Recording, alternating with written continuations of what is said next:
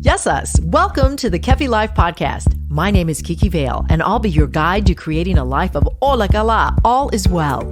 Together, we'll get back to the basics, and we'll explore fresh new ways to flourish in mind, body, and soul the Greek way. You can look forward to interviews, stories, essential self-care strategies, recipes, and actionable takeaway Ola Kala moments. This is going to be so much fun. Let's get going. Πάμε! Our Lexi for today is Ευχαρισtia. Ευχαristia, or Thanksgiving. The day of Efxaristia sets the tones for the holidays. We begin to emphasize the power of sharing and giving of gratitude for all that we have in our lives. If you're alive, there is always something to be thankful for. Today, my Efxaristia is directed to the people who hosted us in the Holy Land last year. I thank each and every one of you for your graciousness, your food, your love, and your land that we were allowed to step foot on and feel at home. Friends, my prayers are going out to you and to all of those who are suffering in the Middle East.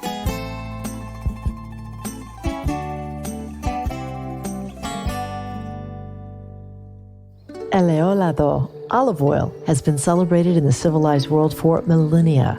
Nearly eternal, the oil of this fruit has been more than just food to the cultures of the Mediterranean region. It's been medicinal, ceremonial, sacramental, and the foundation of great wealth and power. It is safe to say that olive oil is the ethos, the essence of Greek culinary culture. Today, the priceless and life-giving ingredients of this liquid gold can be delivered to you when you purchase your premium bottle of Kefi Life extra virgin olive oil from the region my parents were born, the Peloponnese. The coveted Koroneiki olive is extensively cultivated here in the southern part of Greece, which offers the unique microclimate needed to grow a fruit netting the utmost nutrient value for extra virgin olive oil. Kefi Life extra virgin olive oil, a boundless amount of value, high in antioxidants with anti-inflammatory properties, linked to good mood and improved mental health. Get your bottle of wellness today when you visit kefilife.shop.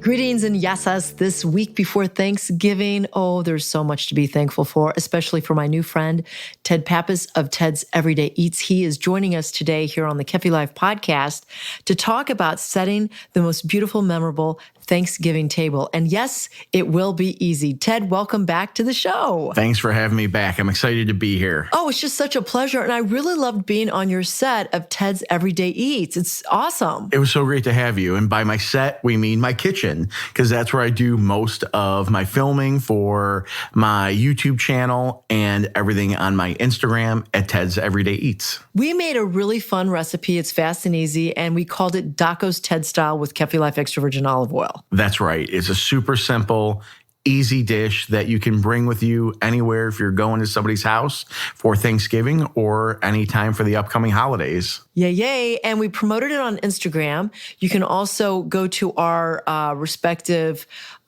sites, like my website, kefilife.com, your Instagram page, the YouTube channel. All the goods are there. That's right. Check it out. Check it out. Check it out. So today we are talking about setting a really great Thanksgiving table. And you know, some people, Ted, get overwhelmed by the idea of entertaining or hosting. But I don't think it has to be like that. And today you're going to help us with setting a great table. It doesn't have to be. You can easily tap into some very simple items and some simple design cues that can really elevate your hosting abilities when you're having somebody over for Thanksgiving or any of the upcoming holidays. So let's start with what I think is so important because it attracts the attention and sets the tone. Let's start with the centerpiece of the table. What are your thoughts on this? Well, for those of you that don't know, my background, I am an architect. So what that means is I'm very design oriented. I always have been. So despite the fact that most of everybody knows me from my Instagram and Ted's Everyday Eats on YouTube, I actually have a background in architecture. I'm a degreed architect and love designing and love also hosting. So it's a great thing to have a design mind and also to love to host people coming over to visit. So the centerpiece is really a big part of the center of attention when you're sitting down and you're having your meal. And for me, there's really kind of something I think to look at, and it's in rules of threes. So the way I like to look at it is you should have three different textures on your centerpiece. give it a little bit of depth for your guests. And for me, there's one of two that I really like that are kind of my go-to. So one is having something that's a matte finish, a dark matte finish with something that is light, so maybe even a white, along with something that is shiny. That's one of my favorite ones. Another one that I like to use is something with color and something that has some natural elements in it, especially this time of year, something with leaves and some burnt oranges and those colors we see for the holidays, along with a candle. And if you look at both of these options between the shiny and the candle, it gives some movement to what's going on in your centerpiece. So it doesn't come across as very stagnant. That shininess or the lit candle with some movement for your guests will really bring that attention to your centerpiece that it deserves. That sounds beautiful. And it's almost like you're bringing the table to life. And there is some creativity thrown in there. I really like that. A former guest of mine, Andrea Burridge, she is the same. She has a design background. And she said, Keeks, bring nature in. So you talked about the leaves. It's fun to go outside and pick see acorns or little chestnuts or leaves. Get creative with that. Absolutely. And this is the time of year to do it. And there's so much to be able to pick from. It's a great option for setting your centerpiece. And I want to say that I always have light at my table. I love candles. Candles add an element of intimacy, but also warmth. Very much so, especially this time of year in the Midwest when it gets dark very early in the area that we're living in. So more than likely, if you're having guests over, it's going to be dark by the time you're eating. Okay, so Ted, love. We both are Greeks, so something that's very familiar to us is making our guests feel very special. We discussed during our taping of the recipe, we discussed the concept of philoxania, which is basically friend of the stranger or showing hospitality. And I think a way to show hospitality, but also to make your guests feel very special, is to personalize their name tag. Where are they sitting? And when they see their name tag, wow, they feel like they are royalty. Very much so. And I think anybody who's coming to your home, they are coming into your home on your home turf, right? They're away. There may be a little bit of uncomfortableness depending on the level of that person's relationship is with you. If it's immediate family, maybe not so much, but even extended family, where am I going to sit? What am I going to, who am I going to sit next to? Where do I go? What do I do? So to me, there's a couple things that a name tag really accomplishes. One is it helps people feel a little bit more at ease. Oh, here's where I'm going to sit. I don't have to worry about finding a place. Am I going to put my plate down? Do I got to go and grab a seat? And nobody that I've ever known has ever been like, oh, I don't want to sit there. They love it. The other thing is, by personalizing that name tag with not only their name, but maybe something that is relevant to the holiday. For Thanksgiving, for example, maybe grabbing some of those leaves from outside and instead of writing on a leaf, because it might be a little bit hard, getting a printable sticker and from your printer. And either writing that individual's name on there, maybe printing up something that's very festive for Thanksgiving will really personalize it for that individual. And what's nice is you can make it different for everyone. You don't need to make them super consistent. You can make them different, but they all have the same theme because they'll all have a leaf, for example, or they all might have a same background color, but you can personalize it. And when you do that, your guests are going to appreciate it and they're going to remember that meal so much more. I'm envisioning a very colorful table. Do we have to have one color theme or can we get creative? What do you think about all that? I think when you go color, you can get very colorful, especially this time of year here in the Midwest and Chicagoland where we've got leaves changing. It is very colorful outside. Just like other holidays, Easter, where you might do pastels and you are going to do several different colors. You don't have to stick to just one color. And that's what I love about setting a centerpiece and having individuals over for Thanksgiving is because there are such bright, vibrant fall colors that you can tap into, unlike some other holidays. Oh, sounds lovely. All right. I am like you. I love to entertain and I love to have people over to my home. I want to make them feel special and just get everyone in the mood for a great night. But I always agonize and struggle over how am I going to serve the food? Is it going to be on the table or my guests going to get up and go to the buffet? The ultimate debate, right? Oh my gosh. Which way do you go? I have no idea. For me, I like the buffet. I don't know what it is, but I like the buffet. Now, this doesn't come from me growing up, because I grew up in a very small house where it wasn't buffet style because there just wasn't the room for it. But as an adult and entertaining for my guests, the thing that I really like about the buffet is you can have warming stations for your food so that it stays at a great temperature as everybody's eating, and inevitably somebody's going to go up for seconds and tap into some additional food that's left over. It's not sitting there getting cold on a dining room table. But with the buffet, one of the things that I really like to do, which I think is a great little design element, is take some butcher block paper and roll it out on your countertop. And it could just be one level thick. It doesn't need to be covering your entire countertop. But if you roll that out and put your food on top of it, your serving dishes, maybe your warming trays, if you've got your sternos with your chafing dishes, whatever it is, and then you could take a Sharpie marker and you could write on the paper what that dish is. And what I really like is that if you are hosting and other family members are bringing over additional food, you can write who brought that. Oh, fun. And you can really personalize it. So not only for your guests who are eating, but those that brought the food over, and you could say, well, this is Yaya's whatever it is, and this is her dish that she made, or this is Thea Net's whatever she made. And it makes everybody feel a little bit more like they have contributed, and it shares the wealth. That is such a great idea. It's so inclusive. By the way, P.S., Yaya means grandmother. It's a very endearing way to say grandmother in Greek. Tia is Thea. And I just think that those are so fun.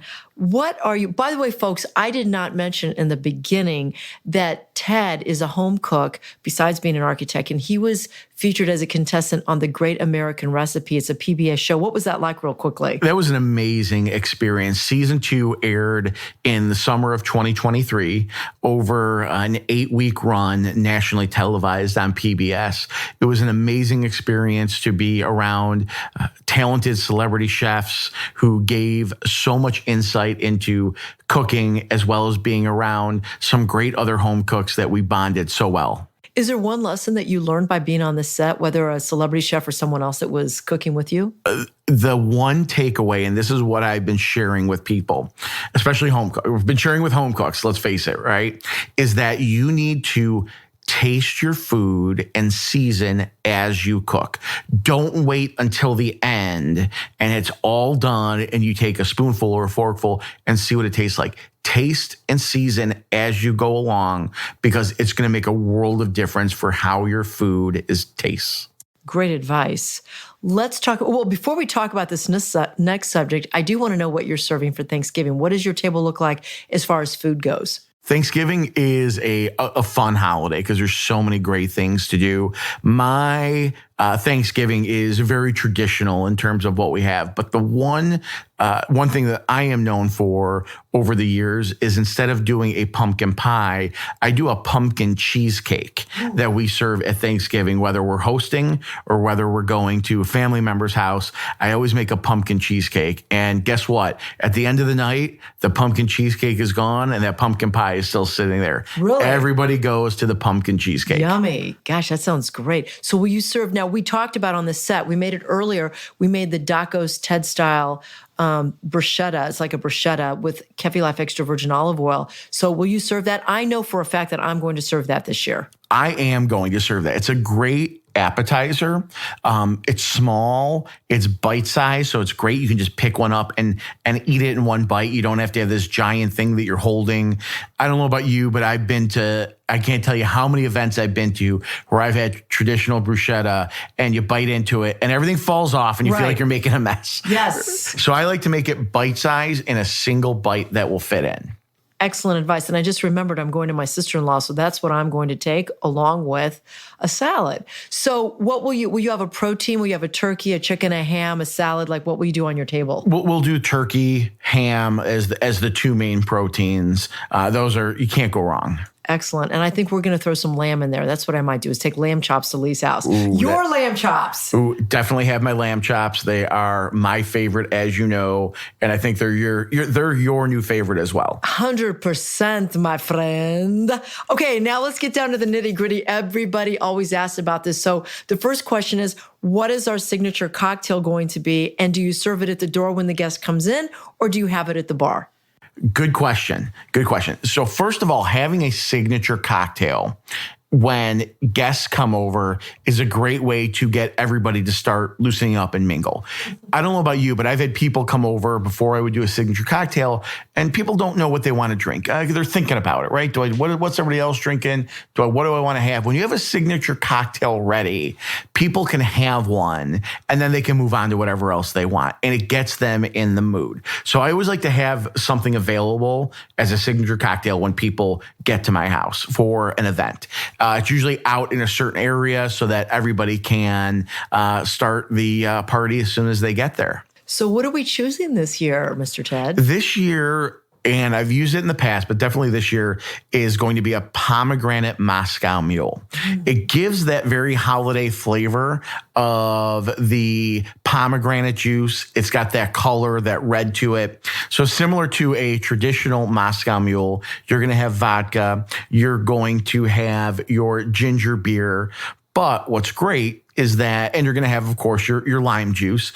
But what you're going to do is you're going to add in a little bit of pomegranate juice, as well as pomegranate seeds, typically a teaspoon or so of pomegranate seeds, and then a fresh sprig of rosemary. And when you go to have that drink, it's that smell of that rosemary and the tartness of the pomegranate, along with the ginger beer and the vodka, it just makes a great holiday drink.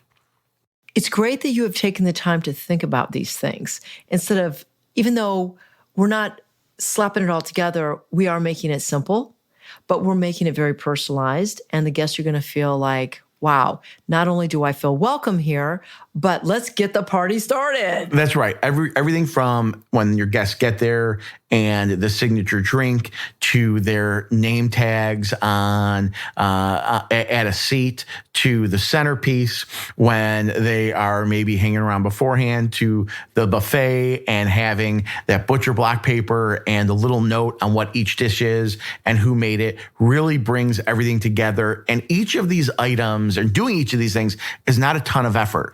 But when you look at all of the attention to detail and each little things, your guests are going to really appreciate what you've done for them. And it should turn out to be a wonderful Thanksgiving. But you cannot have a Thanksgiving meal or a Thanksgiving event or a Thanksgiving run or a Thanksgiving anything without having a prayer of gratitude. That's right. And that is my feeling, and we always do that in our home. And there are many ways that you can say a prayer. It could be as simple and as short as, thank you, God. Or it could be as lengthy as the Lord's Prayer or whatever you want. Sometimes people will mention other people in the room, but I think showing gratitude is a very good way to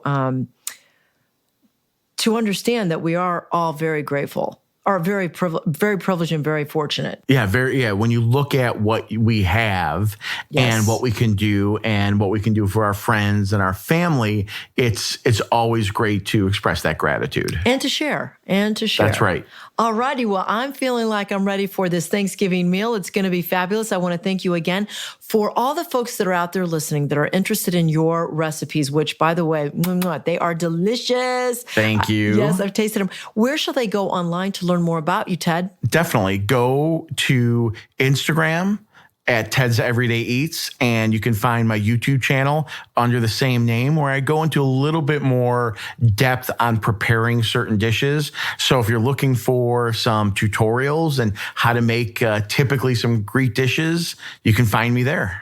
That is great. So folks, head on over to those pages. And also, I just want to give a plug out, since we're talking about philoxenia and we're talking about the holidays, a great gift this year when you go to a hostess party or to a party is to take a bottle of Kefi Life extra virgin olive oil. You can find it at Kramer Foods, or you can go online to kefilife.com. Ted, I have a feeling it's going to be a great holiday. I think it's going to be definitely a great holiday. Blessings to you and yours. Thanks for having me. Pleasure's all mine. Stay right there. Up next, your weekly takeaway to keep it all as well. Ola kala. This Ola kala moment brought to you by the law offices of Liston and Centillus. Ranked number 1 by the leading lawyers network since 2010, taking care of all your real estate needs. The holidays are a special time of year. Friendship, getting together, parties, which all encompass lots of eating and drinking. What's a human being to do? Move with intention and eat with mindfulness. Those are my tips for today. Number 1, each holiday like the one we have coming up, Thanksgiving, find a 5K in your neighborhood to do before the day commences. You can jog it, run it, or walk it, but begin the day with movement. And P.S. friends, get family to join you or friends, because it's easier to do and you'll have a lot of fun. Number 2, my tip is that when you arrive at your gathering, take a once-over survey of the table or the food offerings before you put anything on your plate.